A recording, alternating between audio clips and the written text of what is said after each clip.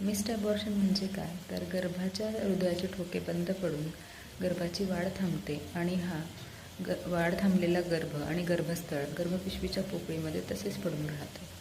अशा वेळेस doctor sonography करून मिस्ड ॲबॉर्शन कन्फर्म झाल्यानंतर पेशंटला सर्जिकल इव्हॅक्युएशन म्हणजेच डायलेटेशन अँड इव्हॅक्युएशनचा सल्ला देतात.